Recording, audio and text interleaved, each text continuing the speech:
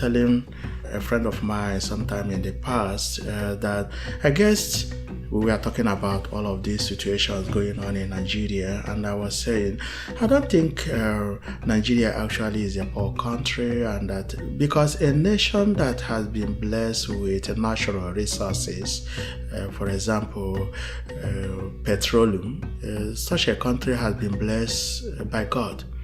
And so what is important is that Nigerians are able to use the resources that God has given them in order to better their life in Nigeria.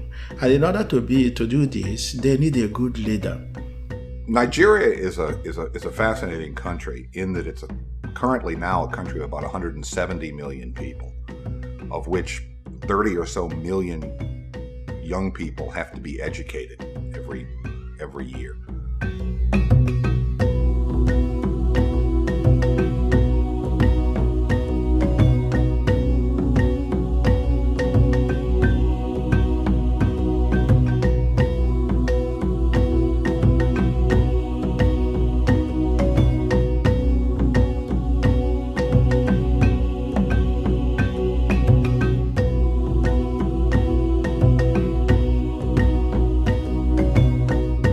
Nigeria is pretty much a young state. Before then, they were colonized by the British government, and finally they became a sovereign state in October 1960.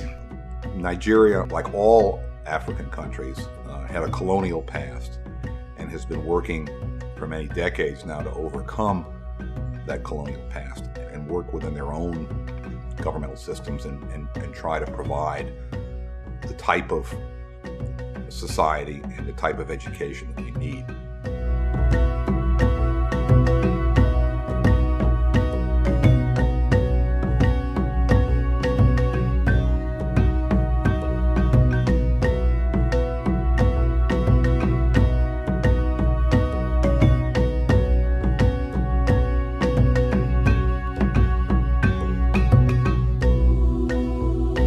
Since 1960, Nigeria had really been struggling with identity, struggling with cohesiveness, struggling with cultural ideologies.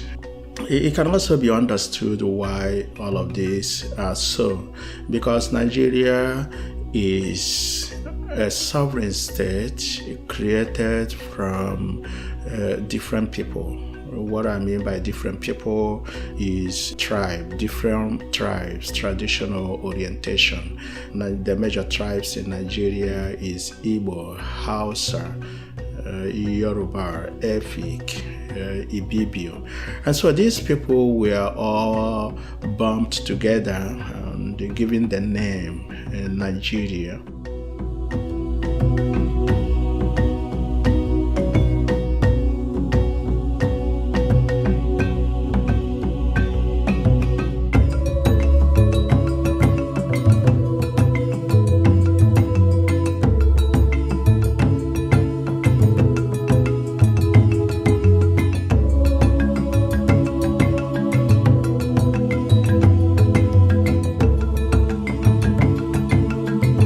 But the problem is that the issue that brought about civil war in Nigeria has not been solved.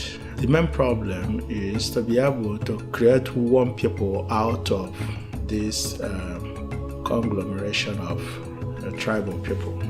And so that they will be able to think like one, behave like one, have one and the same worldview and vision of life.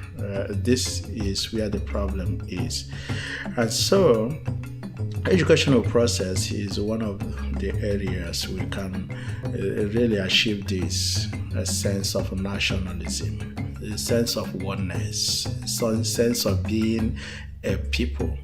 And so when people think in that way, it will help them lead themselves.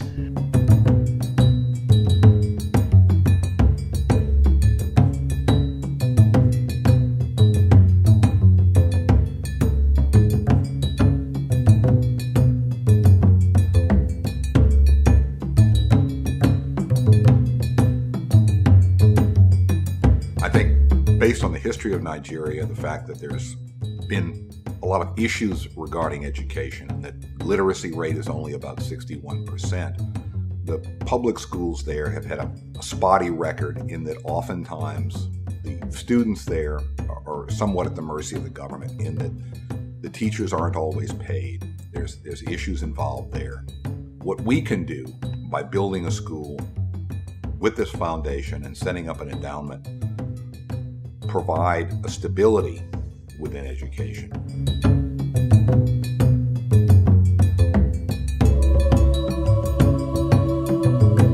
In this global world, I think it's important that all young people be educated as best they can.